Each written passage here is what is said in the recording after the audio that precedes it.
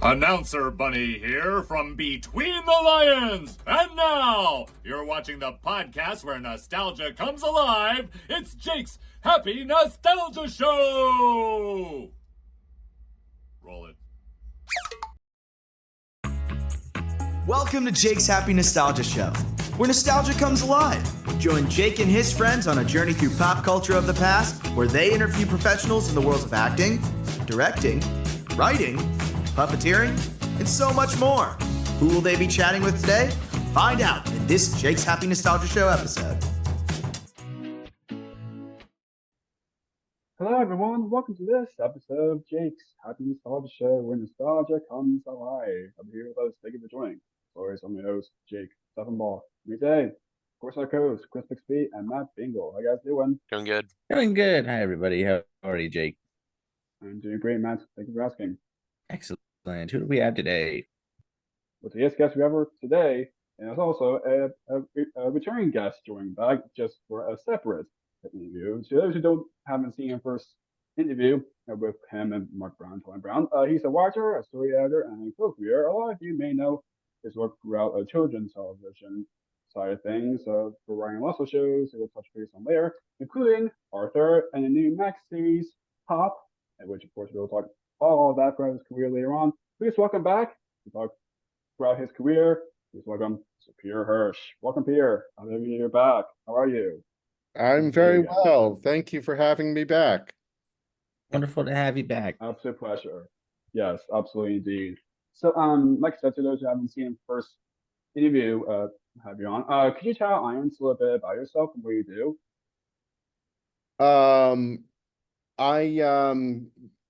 I'm a writer and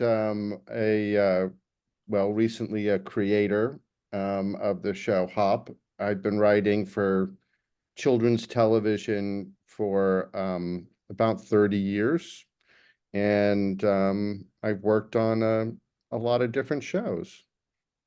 Nice. So what was your childhood like and how did you grow up? I was an only child. I grew up in New York City, and I had a very vivid imagination. I started writing probably when I was in about 7th grade, and I started writing horror stories. That was what I was really into, was like, Stephen King and scary things like that. And so then I went to college, and I actually studied religion. I studied Buddhism, and but I still wanted to be a writer. And when I graduated college, I was a security guard for about 3 or 4 years, and I was trying to work on a play or a novel or a movie. It would change all the time, and I had a lot of trouble finishing anything. And then a friend of mine named Matt Steinglass asked me if I wanted to work on children's television. I'd never really thought of that before, but he had worked on a show called Doug, and Yeah. so and a lot of the writers from Doug were used by WGBH to create Arthur. So I started writing for Arthur on its first season, and one thing led to another, and now I'm 55. Interesting. So what inspired you to want to get into writing as a career? I think what inspired me? It was really the only thing I ever really wanted to do. I wanted to be an actor very briefly, and I did that a little bit, but writing was the thing that I wanted to do from a very young age. And I think part of it for me came from being both an only child and a overweight child, you know, so I had friends, but I wasn't super popular, and I just tended to live in my own head a bit more, I think. So I was always writing stories even from when I was even younger than seventh grade.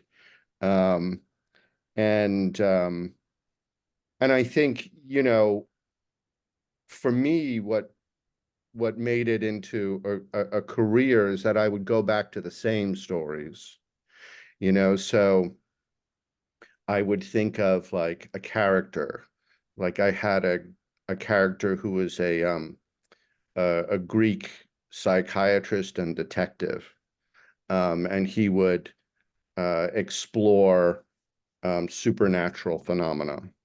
Um, and this was in sixth or seventh grade. So I enjoyed writing that character. So I did it again 3 or 4 times, and I would return to that same character. Um, that's what made it not just a fantasy, but something I could actually work on over a period of time and get better at, I think. Nice. Nice. So now, as we've talked about, your longest writing job was on the PBS series Arthur. I know you kind of touched base on it a little bit, but how did you kind of first begin working on that show? Um, well, like I said, a friend of mine who worked at Doug gave me the opportunity to write for it, and so um, this was the first time. I think I was about 23 or 24 at that point, and this was the first time I had ever had a chance to actually get paid to write. So I really, I you know, that I didn't know that would ever happen. So this was an opportunity. So I worked very hard on that first script, which was all about a cereal jingle contest, the Crunch cereal jingle. Oh yeah. Yeah.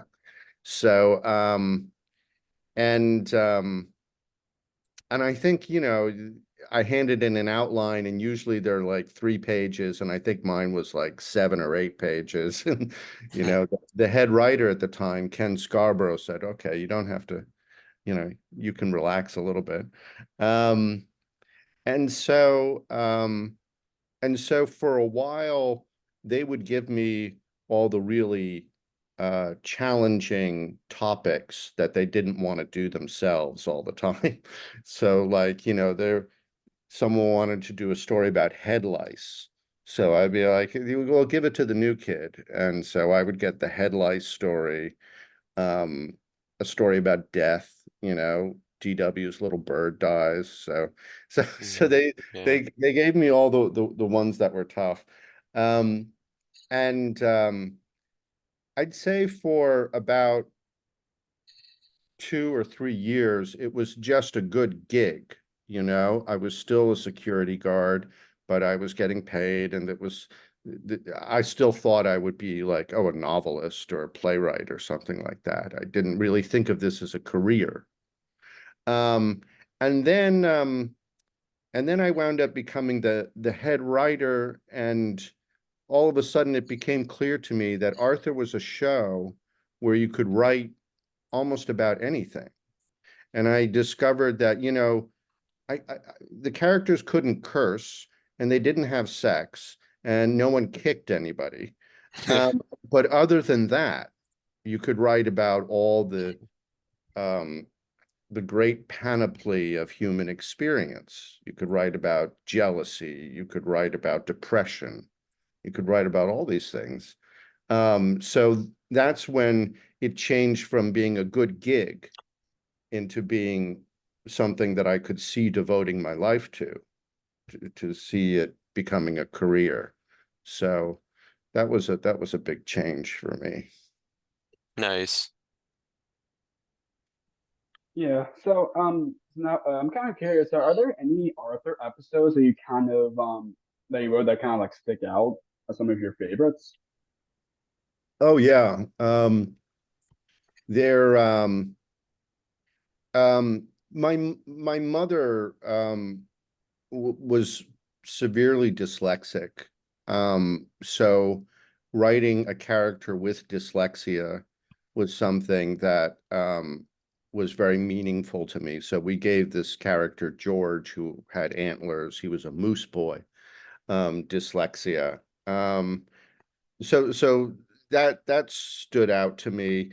Then there were a couple of stories that I didn't write, but that other people wrote, that also really stood out to me. You know, at some point, we thought it was fun to explore great literature and to see if you could retell a famous book or story with Arthur. So we did very strange. We did Shakespeare's Macbeth. We did Waiting for Godot by Samuel Beckett. We did The Cherry Orchard by Chekhov. And all these stories, you know, if you could find the sort of very basic kid elements to it, worked well, I thought, as episodes. So the best one of that was we did a version of Shakespeare's King Lear. And I felt that that one turned out beautifully. It was written by a writer named Dietrich Smith. And, you know, DW is told to get rid of all of her toys, and she's going to give her toys to the person who loves her best.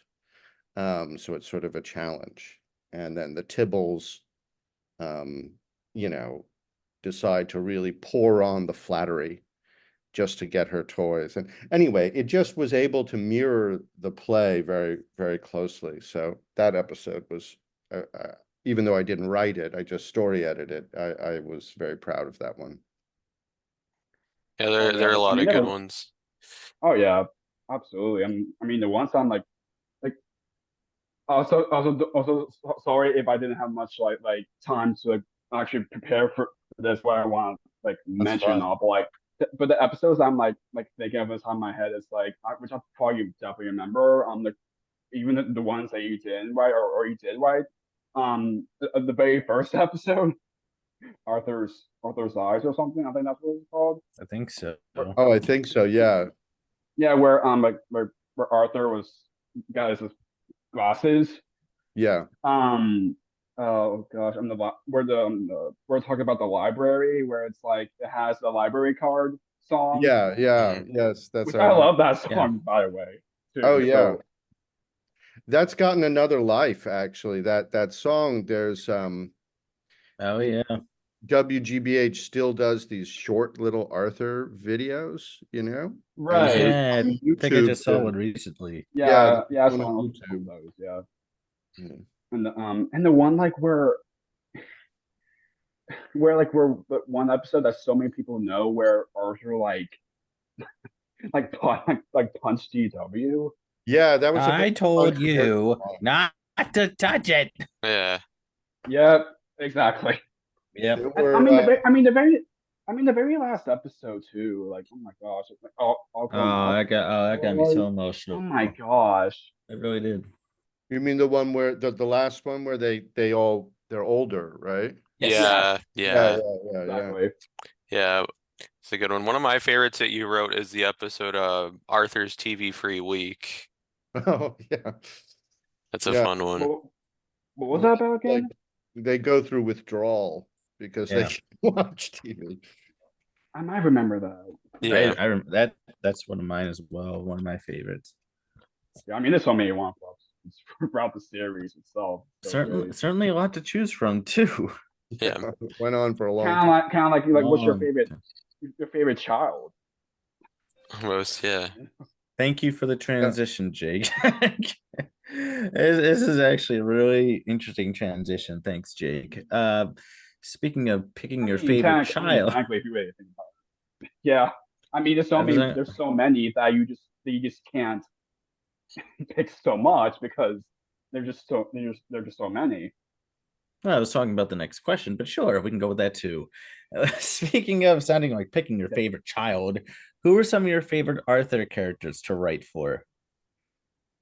Well, I really had a special relationship with Buster. There's something about Yes, that Oh, character Danny Brochu, he's the that best. really, great. I would have dreams about Wait, Buster. Sean, we used to for Wait, Buster. you Oh my wait, you goodness. would? Oh yeah, Buster was all Huh. over my dreams, and whenever I would get stuck on a story, I would in my head start to have a dialogue with Buster because Buster always has a very, off-kilter view of things. So Hmm. I guess he was one of my favorite characters to write for. Um, you know, Muffy was very easy to write for because she was kind of like a villain. I mean, she wasn't really a villain, but very easy. And I Yeah. really liked her relationship with her butler. She has this butler, Bailey. Yeah. He's always kind of watching out for her, and she kind of thinks she's the boss. So those were characters that were really fun to write for.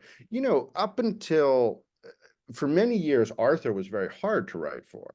I mean, the character of Arthur himself, because he's very much like an everyman. He's nice, he shares, and it was only as he developed over the years that other characteristics started coming out. Like he's quite concerned about what people think about him, you know.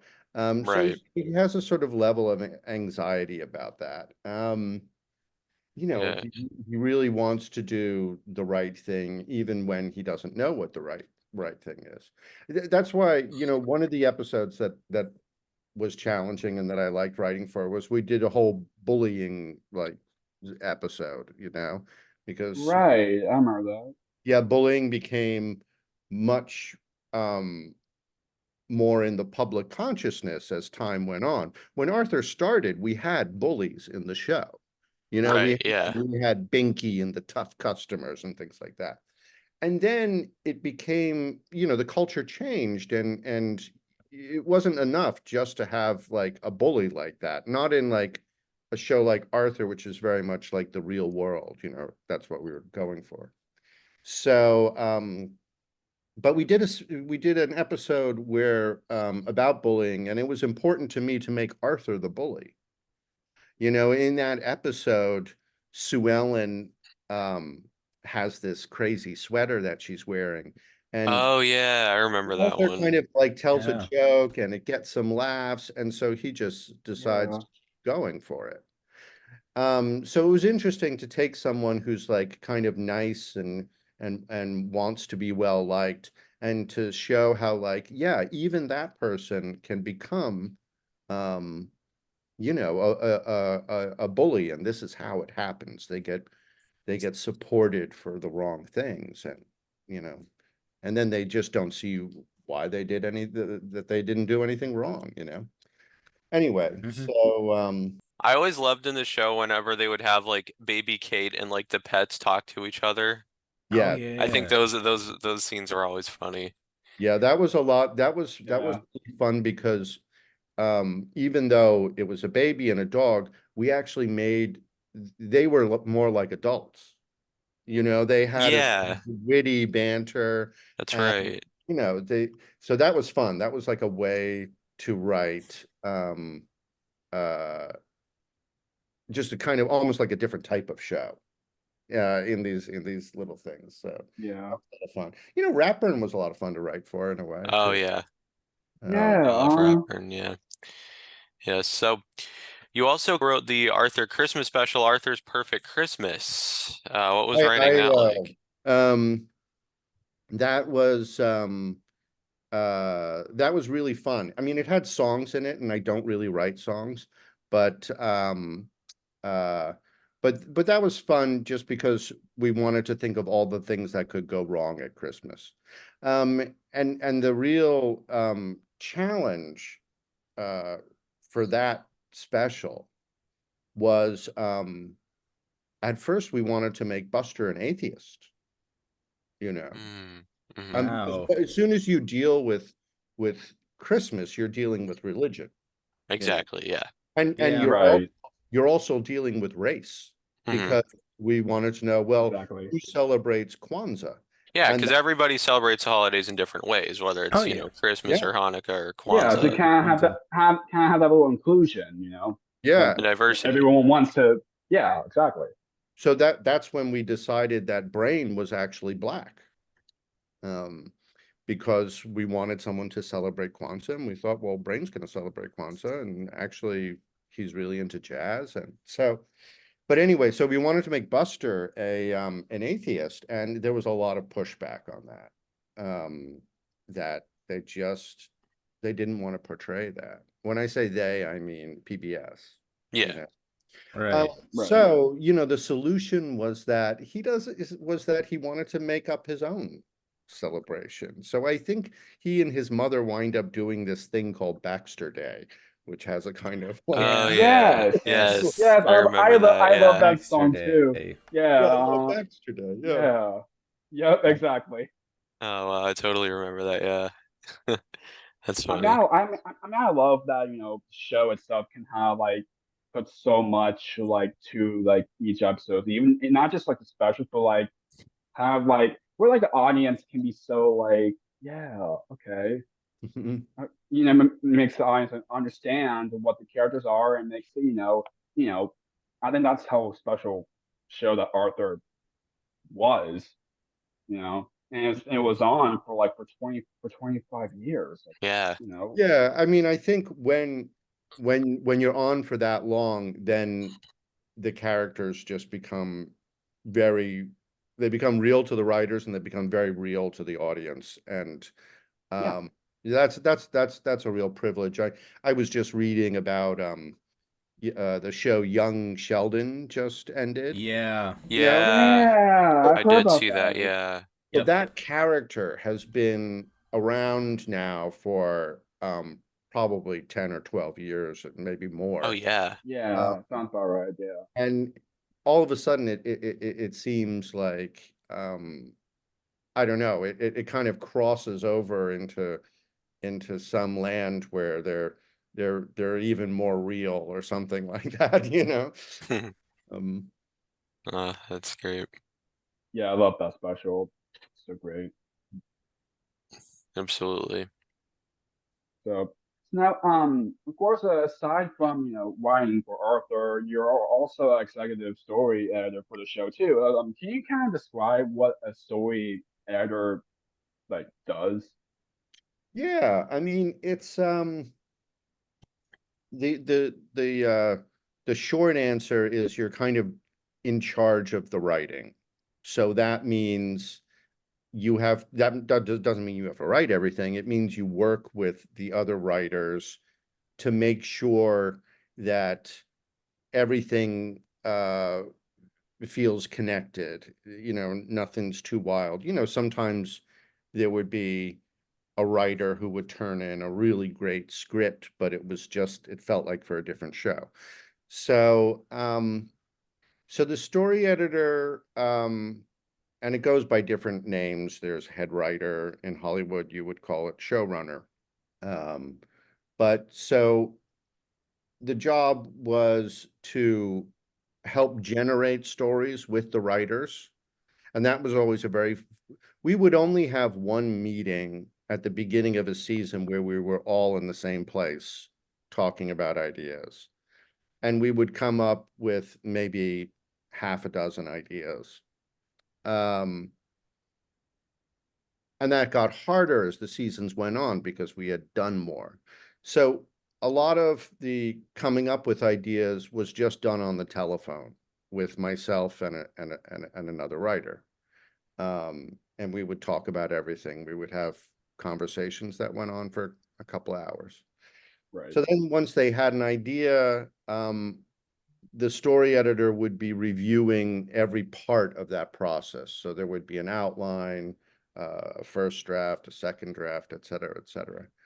And then if something just wasn't working, at the end of the day, the story editor's job was to go in and to fix it or to make it work better for the producers. And this story editor is receiving a lot of notes from all different people, from the director, from the producer, from the animation studio. And they have to give those notes to the writer. But you have to make decisions in that process, because if you just give the whole notes to the writer, it's like they're often contradictory. So you need someone to say like, you could ignore that one. or you have to really pay attention to this one. So I used to put them in different colors. So when a writer would get the notes, it would look like a rainbow. And then there would be notes from myself saying like, well, this is a way to address that note, something like that. Right. So it was, and for Arthur, we would usually have anywhere between 6 to 10 writers at any given time. We never had a staff. It was always, I mean, we had people that we would go back to again and again if we could get them, but we never had like a writer's room, as they have on some shows. So that was kind of the overall job of the story editor. And then whenever I could, I would be writing some episodes as well. Nice. Interesting.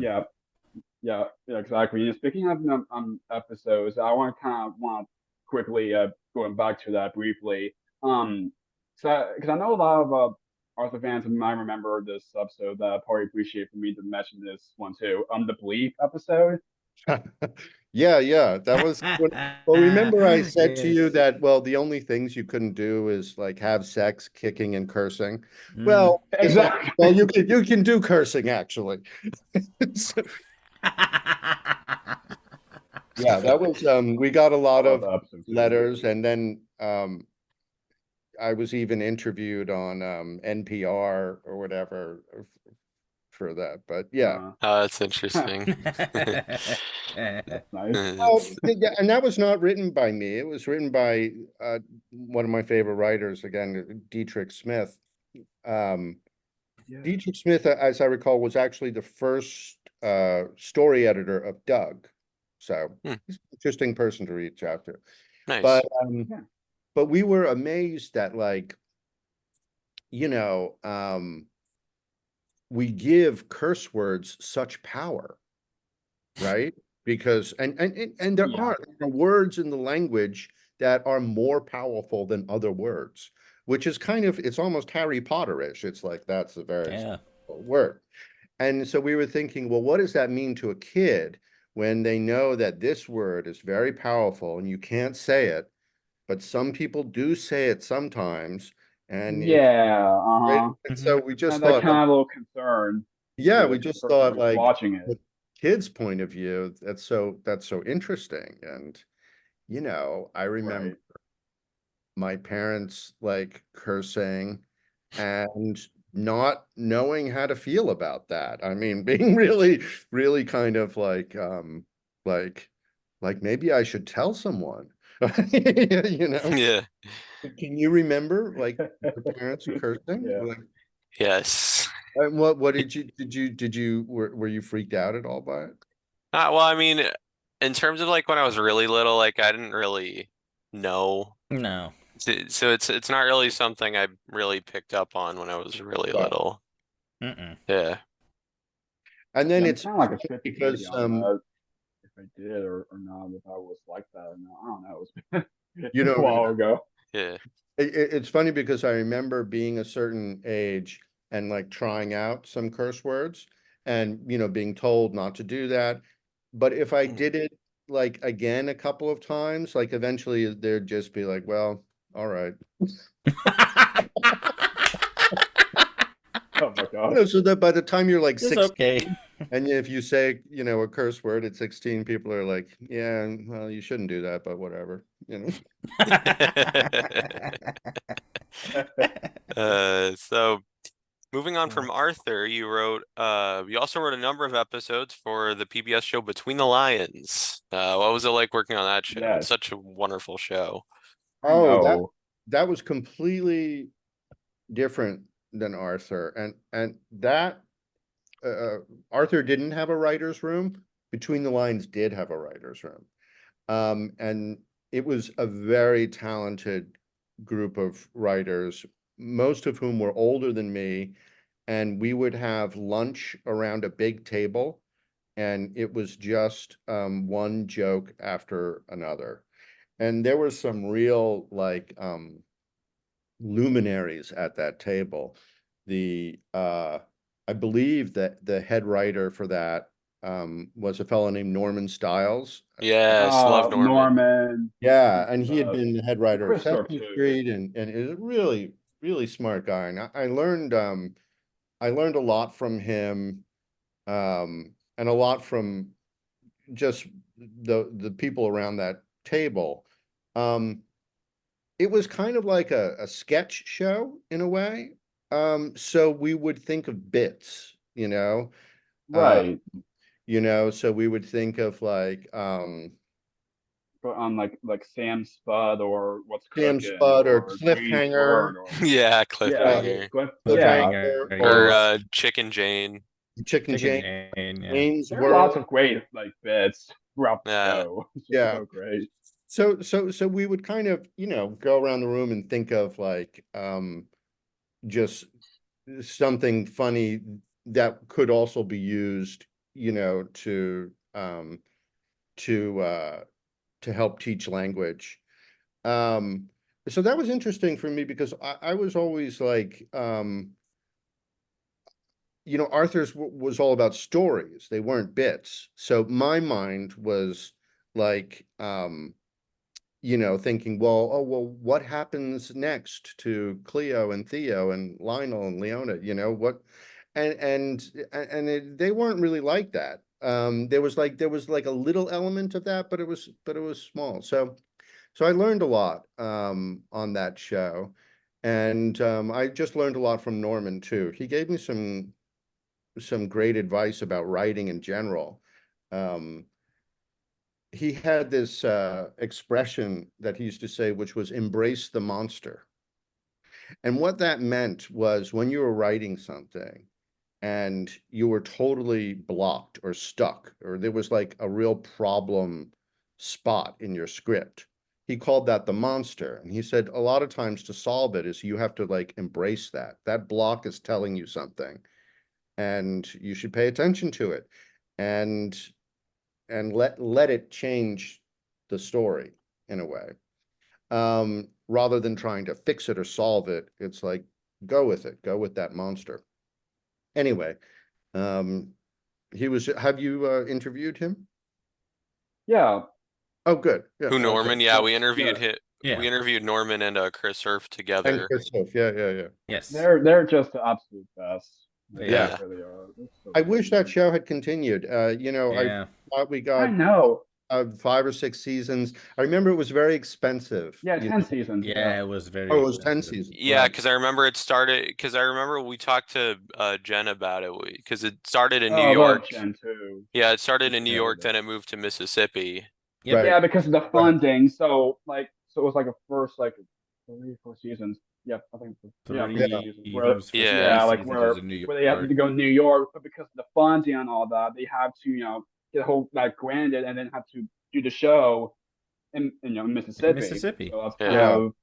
that's kind of how that. And I've heard that when we did chat with the both of them, I've heard that Chris said that he is trying like to bring the show like or the Lions in a way like back In a Oh, way. or Yeah, Yeah. I did that. for Yeah, a new yeah. project or something. Yeah. I know all 4 Lions are still like exist. They're all still Yeah. around, yeah. And Yeah, Cleo and couple years Theo, ago, Cleo and Theo were recently did like some like appearances in Washington at Games Expo a couple of times, which I actually got cool. to meet both Cleo and Theo, and of course Jen and Peter, which Peter's great too. So for them getting to do something like that when after all these years of the show stop, and so they want to do something like that. It would be cool if we could do something like those to somehow bring the show in a way, technically, back in some way. Yeah, and I hope so. I That think would, that's great for Yeah, I us. know Chris Surf is trying to get Between the Lions used in schools again. oh, cool. Yeah, Yeah. because it really worked when the show was running. Like there's a video I saw. I think I brought it up before on this show. Like there's a video on YouTube. Like the show is not just a great show, but it really works in terms of like helping children read, Yeah, and that's Yeah. wonderful. It was really successful in doing that. yeah. Yeah, and it took a bit for for Chris Norman and the rest of the creative team. It took a while for get the show what do and I think that was all worth it for have that much process to make what how great the show really was. Yeah. To have that much thinking process of what this should be and all that throughout the whole series or season or all that. Oh, they were involved in like everything, which was great. Both Chris and Norman, Oh yeah. and the musical talent they got was really amazing. Oh yeah. Brett Yes, Newman, did you ever talk to Brett Absolutely. Newman? No, but he would be wonderful. No, but it'd be great. great. Yeah, I mean, he could do like anything with his mouth. Oh yeah, He would make Yeah, all he could amazing have all those sound effects. segments of because the he show. also came from Doug as well, and a whole bunch of other stuff. I didn't know that. Did he Yeah, do the theme song to Doug? I think so. Yeah, him and his think creative partner so. Dan Sawyer, they did the music for a lot of Jim Jenkins's shows. Oh, cool. Yeah, Yeah. Yeah. Uh-huh. yeah, that's awesome. certainly is. So you also got to write for the short-lived series Lomax, the Hound of Music.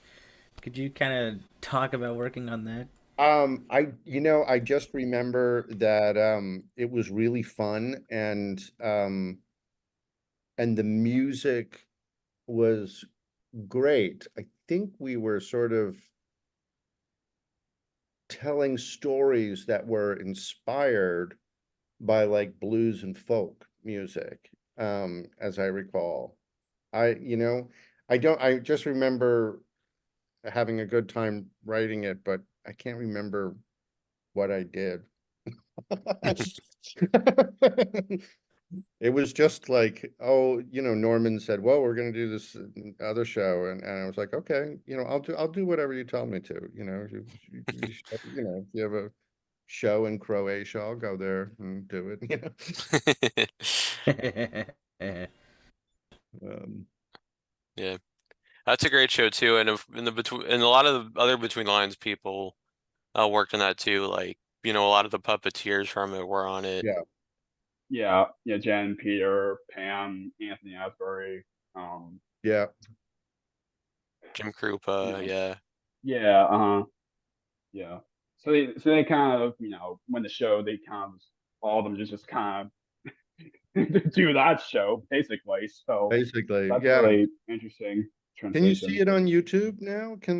I think you can. Yeah. Yeah, I think Yeah. a I couple think years on the ago, someone uploaded every episode of it. Oh, cool. I'll go check it out. yeah. I think almost every episode is on there I don't know how they got it on YouTube. because Yeah, that's Probably they recorded or something, or somehow those episodes out there, and then they just somehow downloaded it. I don't know. It's my yeah. I mean, someone out there had to have recorded it, so that's yeah. Yeah. right. Exactly. Yep. Amazing, great show. So now kind of curious. What was it kind of like for you getting to write for another series with Peep in the Big Wide World? Oh, that was great. Actually, I think actually that's another series that could have gone on for more seasons. I think it was Yeah. very good. And the trick with that was everything had to be really, really simple. Like the animation style was really simple. So it was younger than Arthur. And that was the first time I had ever written something, well, knowingly at least, for preschool in a way. And I think there's a feeling that writing for younger kids than Arthur might be easier and it's actually the opposite. It's actually when you're writing for that age level, keeping everything very, very clear and simple but engaging. And you know, I remember thinking that the key to Peep was simple plot, big emotion. And that was the best Peep episodes would have that. You know, I really enjoyed working with Kathy Waugh. I don't know if you've she was the head writer for Peep in the Big Wide World. And No, then, but I know she was kind of also instrumental in kind of getting Arthur up off its feet yeah, too. I Yeah. think she sort of wrote the Bible or you know, I mean, yeah, she did a lot of work and a lot of early scripts and continued throughout the many seasons to work on it too. And then there was another writer who we were working closely with named Glenn Berger. Glenn Berger, I brought Glenn to children's television with Arthur. He he is a playwright. Um, and then he wound up writing the book to the Spider-Man musical. Oh, Remember? wow. Like Okay, cool. Oh, wow. or something like that. And he still writes for children's television. He actually wrote a couple of episodes for Hop. Um, but Oh, nice. but working with Glenn and Kathy was actually really great. And the animator was this Dutch man named Kai something. It was his vision. He had created these very, very simple characters. And he was an artist. And originally, I think the whole thing was narrated by a great film actor named Peter Ustinov. I think that was like the first Yes. incarnation. But that was a really fun show to work for. I think it won an Emmy. Oh, Um, nice. and Nice. I just wish that it had, you know, you never know what's gonna like last and what doesn't, why something does really well and takes off and why something doesn't. So anyway, that show could have gone on, I think, for like many, many years. Yeah. Yeah. Uh, Definitely a wonderful show too.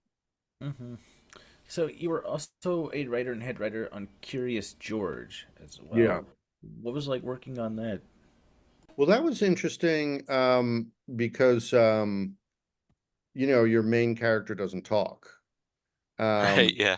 so Yeah, just do all those kind of Just you know, makes funny yeah, just noises. makes noises, yeah. it makes noises. Um, and I remember a a previous head writer of that show, Joe Fallon. You ever he was also an art Yeah. guy, Joe Fallon. Hmm. He always said that it was Buster Keaton with a monkey. Do you know the silent movie actor Buster Keaton? I Anyway, Yeah, don't think so. I um, do a little bit. so so the hard part about that was that your main character never talked. So like so every time, you know, he was upset or happy, you really had to think about how that was going to be shown visually. Um, you know, one thing that was really fun about that show is a few times it was done out in LA with Universal, or at least when I did it, it was with Universal Studios. And so we would have these writers' meetings, and then you could just walk down the hall, and then all the animators were there. So you could like ask them, hey, can I see the suitcases we have designed? And they'd like pull up the things and show it to you. Oh, that's cool. So like, you know, I think in the best animation, the writers and the animators, if they're not the same person, they're very close. And they're like hopefully, you know, right down the hall. Hmm. Because you're really because the words and the images really do go together. Um, And a lot of times in children's television, they're very separate. You know what I mean? It's like the writers are living in New York and LA or Canada, and the animation is all in Montreal or maybe Eastern Europe or maybe Korea or whatever. So it's great when they're close together.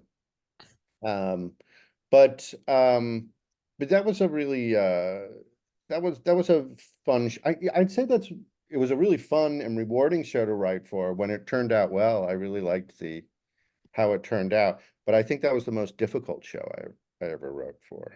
There were a Mm. lot of drafts on that. I remember I think the first episode I did was one where George goes into his own body. Oh, wow. Wow.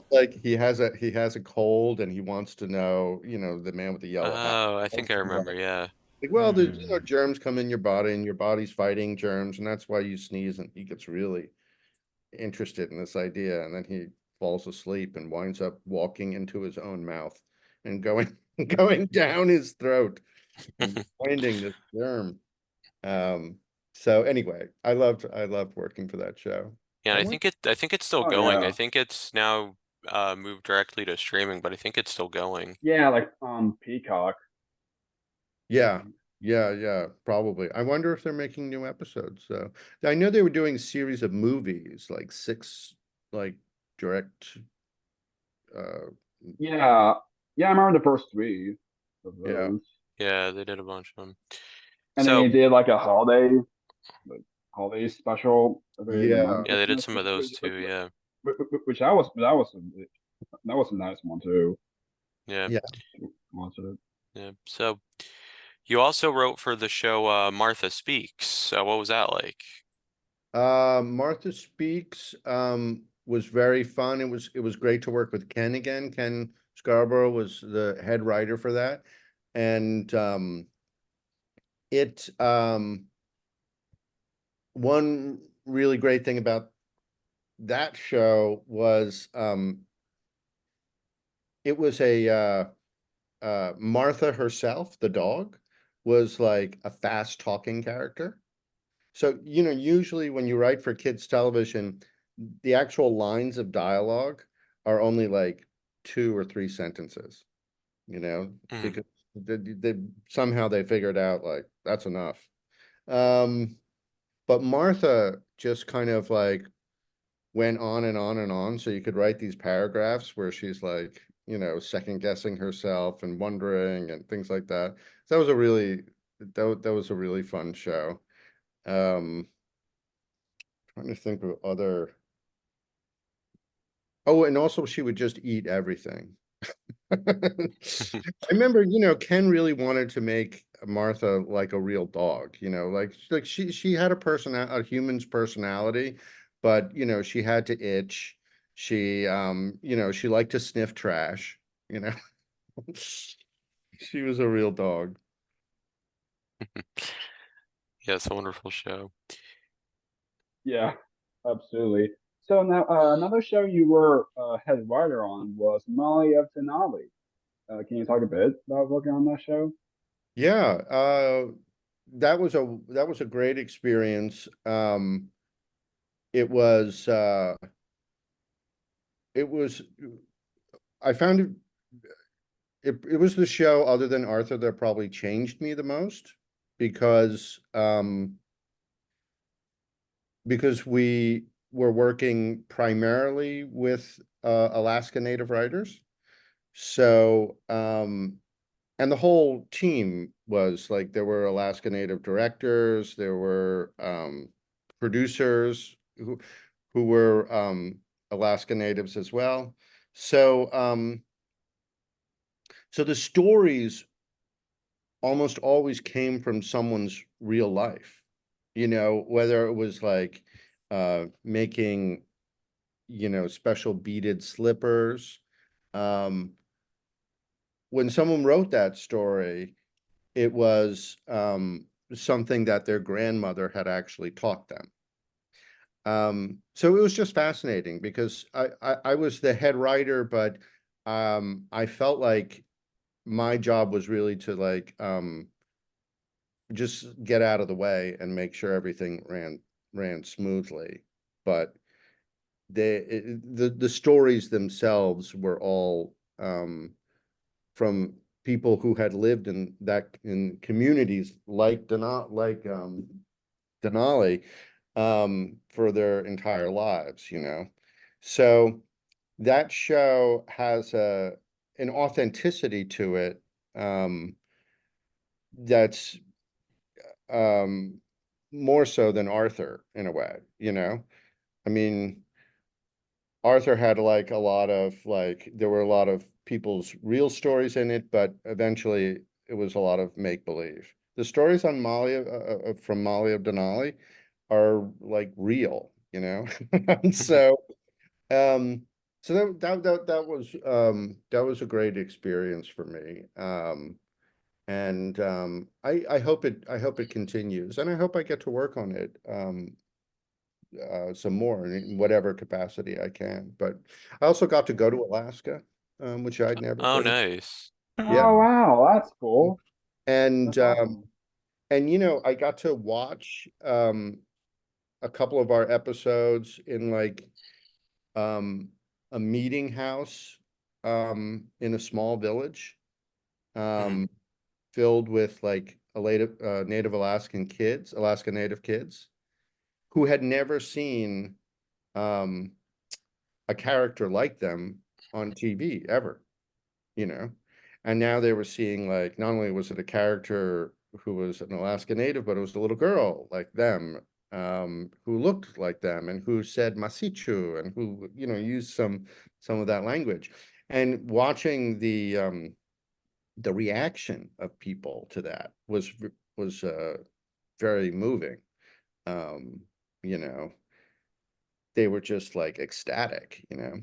And then, you know, one of the early stories that we did on that show was about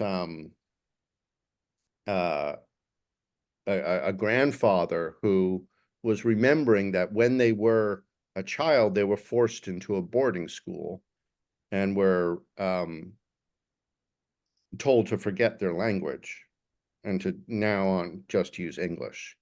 And that there were sort of all sorts of ritual dances that they had learned as small children, and then they were told like, no, that's all bullshit and don't do that, right? And so and this was kind of a program of enforced like culturalization of the Alaska Natives. um so we did an episode about that, you know, and this is for like a kid show. And there were old people in the audience who saw that and said like, I've never heard that story told before, and that happened to me, you know? So, you know, occasionally you get a chance to do something where, you know, it's great to work in kids' TV. I feel really privileged to have been able to do it for so long, but occasionally you'll work on a project and you'll feel like, oh, okay, this is this is more important than that. This is more meaningful than what I'm usually doing. So anyway, I loved working on that show. Yes, absolutely. Absolutely. So, one of your newest writing projects is for PBS for the show Work It Out Wombats, which premiered last year. What's working on that like? It's great. It's fascinating. It's um you know, the show teaches computational thinking. So it's sort of like how you break down problems and how you organize things. Um, it's something that I myself have never been very good at. So actually writing for the show, I think helps me be better organized in some way. Hmm. So so that's been fun to do. It's also a show that uh has multiple cultures in it. You know, um there's like Filipino characters, there's you know, Australian and African or Jamaican. So they live in this treeborhood, you know, which is kind of a neighborhood, but it's a giant tree. And and there's just tons of different cultures and perspectives in that tree. And so there's something really enjoyable about that. It feels like just kind of like a huge world shoved into a small space, and everyone gets along. So it feels like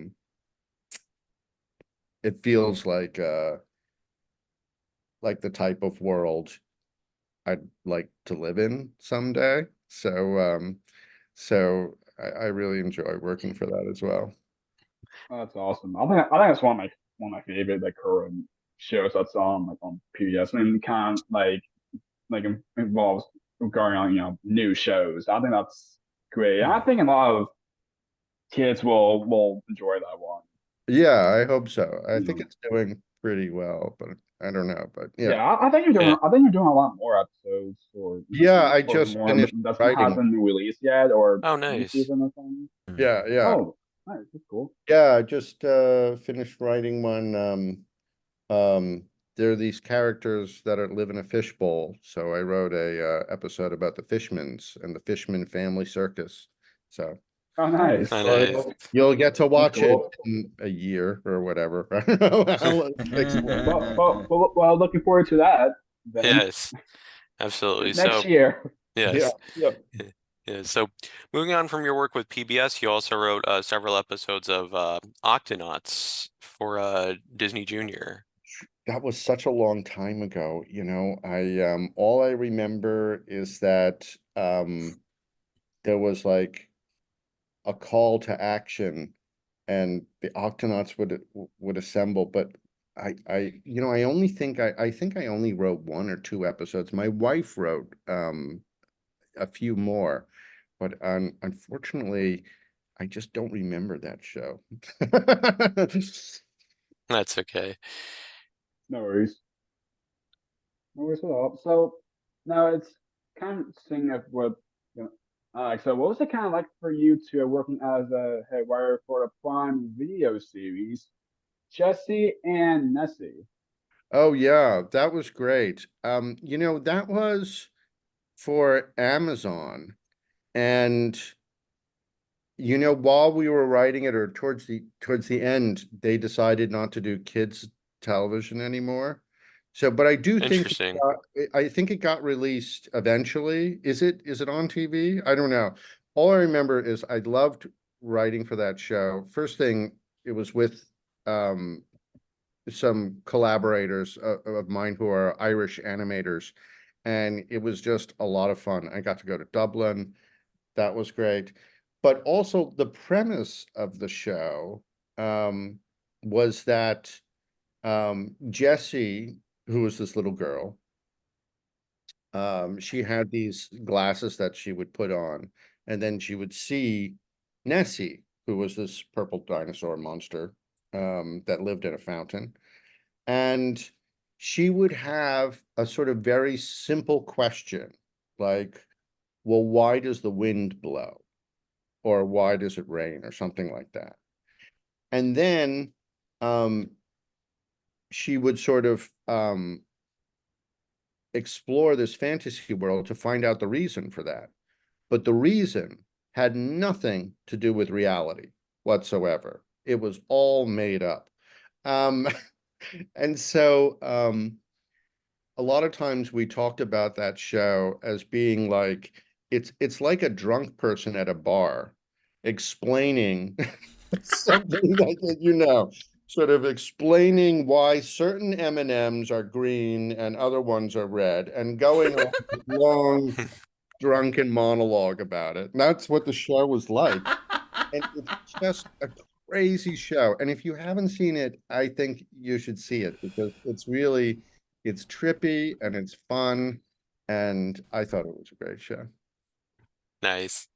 Nice. So the last time you were on here, you were with Mark Antone Brown to discuss the new Max series Hop. For those wondering, that's episode 209. If you'd like to go and check it out after this, of course. What was your part in creating Hop? It was I love creating with collaborating with Mark and Tolan because Yeah. it's really easy. First thing, in most collaborations, I think there's usually a talker and a listener, right? Hmm. Like someone's like, why don't we do this? We could do this and we could do that. And the other person's like, wow, that's a great idea. So that's one type of collaboration. Um, this was not like that, where we really sat down and came up with everything together. Um, Part of the process, which was interesting, was we had this idea to do life lessons for little people, right? I, I don't know what it is. It's just like a title. But what it meant was that we each wrote down things that were important to us, things that we would give as advice to a 5-year-old, right? And so we had these lists, and we would look at these lists and say, like, okay, what would this could be a show? What would the characters be like who kind of taught this or embodied this? And at the same time, Mark is always drawing, basically. So like if you sit down and talk with him, or probably while he was doing this interview, his right hand was drawing, right? And so and it's very easy for him, you know. It's like he's done it for so many years that he can make a really sort of engaging, cute character in a matter of seconds, actually.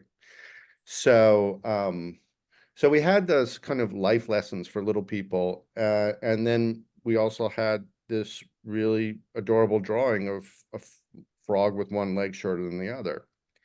And so then the process was really just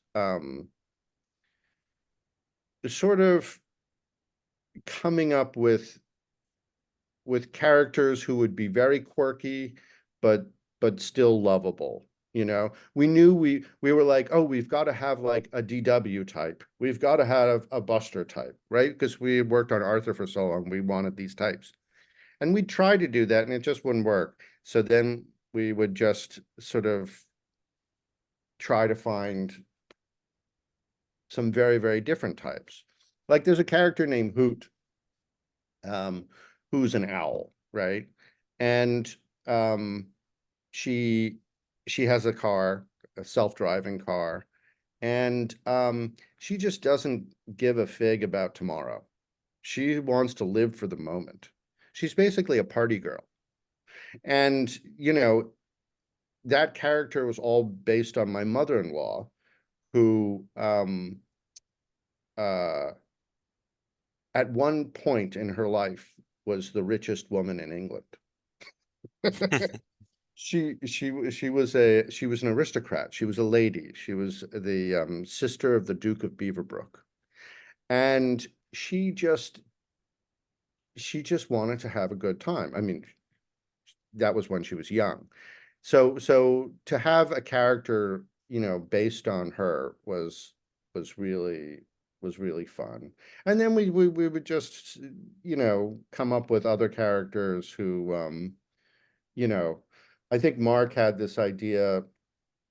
He had seen he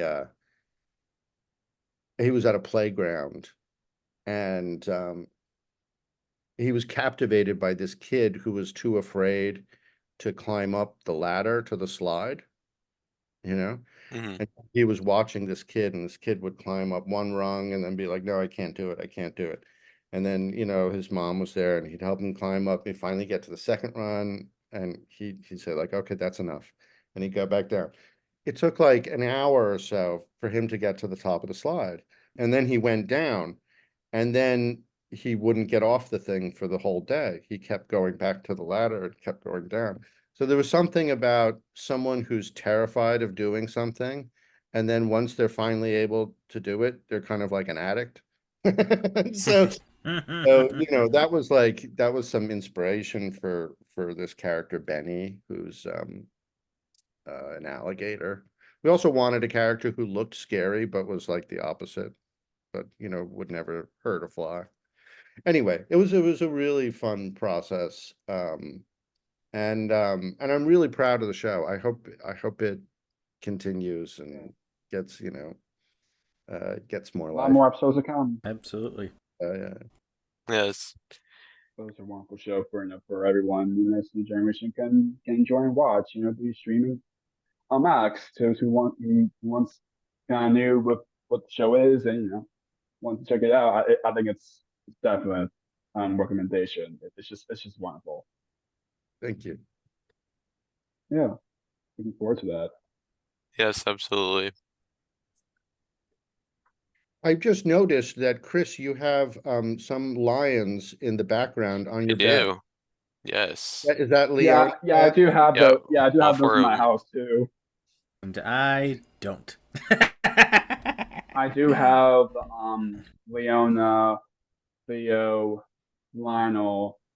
Yeah, yeah. I think we haven't had the Cleo one yet, but I'm We gotta trying to find you a Cleo, having. Jake. We'll I know. find you a Cleo. I know. She has sort of rings around her neck. Yeah. Mhm. Yes. Yeah, exactly. So since we're kind of getting close to the wrap soon, except the things that you're already working on at the moment, doing hop and other things. Can you share any projects you're currently working on, at least if you can, Yeah, allowed sure. to? There's one project that I'm working on. Remember I talked about Jessy and Nessy and Yeah. the Irish animation company? Well, some of them I've been developing a kid show that's all about a little like a 6-year-old girl and her relationship with her grandfather who has Alzheimer's. And they're really short episodes. They're funny, and it's basically all about living in the moment because that's what kids naturally do, and that's also, if you suffer from dementia or Alzheimer's, what you wind up doing too. You wind up living in the moment. So that's called Mondays with Maddie, and we're working on it now, and hopefully um, it'll get picked up and produced, and I would be really excited to see that happen. My mom has dementia, and it would be great to like do something, with her in mind. And actually the artist uh who draws the characters, his dad also has dementia. I mean, I think everybody knows someone whose parent or grandparent has dementia, and by this time. So I would love to do that show. That's the thing I'm most excited about right now. Nice, nice. So, Wonderful. Looking forward to it. so to wrap this up, this podcast is called Jake's Happy Nostalgia Show. When you think of nostalgia, what do you think of, or in your own words, how would you define the word nostalgia? I know we asked you this in the previous interview, but Yeah,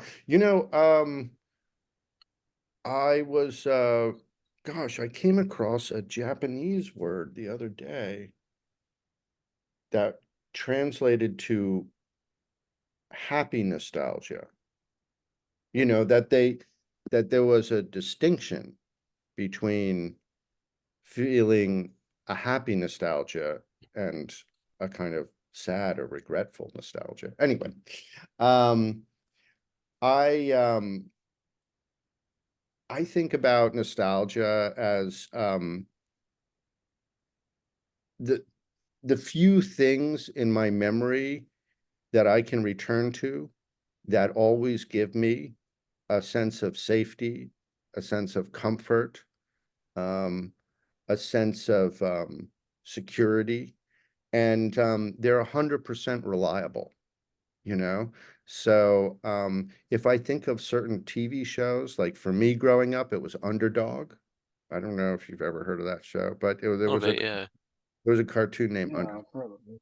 Yeah. It's the taste of certain cereals that I had, that when they get sort of soggy and the milk tastes like the Fruit Loops, you know. Sometimes it's also just the sound of the rain on the window. So these things kind of live in my head, and they don't change. I can revisit them as many times as I want, and they don't seem to get old or burnt out or used up. So that's kind of happy nostalgia for me, if that makes any sense. Yes. I Yeah, think absolutely. I think the word you're looking for. I just looked it up here. I think, correct me if I'm wrong. Is it? I'm trying to pronounce this. Natsukashi. I think Yes, it is. yes, It it's a Japanese word that it How derives would you from the define word. Narkisashi? Yeah. No, It derives from the verb natsuku, which means to keep close and become fond of. Yo, wow, hey, learn something new I today, like that, everybody! right? Yay! So yeah, there you when go, the folks. show goes There you to go. is translated in Japan. Hello. Yes. Wait, Hi, is that Bob. DJ Bob? Yes, it Yes, it is. is. Hi, Bob. I thought I DJ surprised Bob you. Blanco. Oh my God. Yay!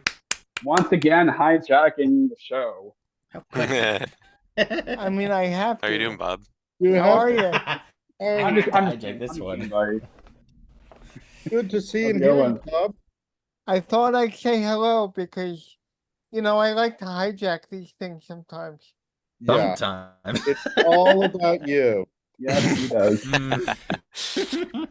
That's why when you have your name in the title, Jake knows this. We have your name. When we have your name in the title, how could you not? Yeah, they can't fire you. No. Yes. Like People Bob, try- you're just The full next size. show I That's do all. should be the Peter Hirsch show, right? That way they can't get rid of me. Yes. Oh, well, this was great. Yes, Wonderful. absolutely. Well, Peter, thank you so much for taking the time to come back and do this. This was a blast.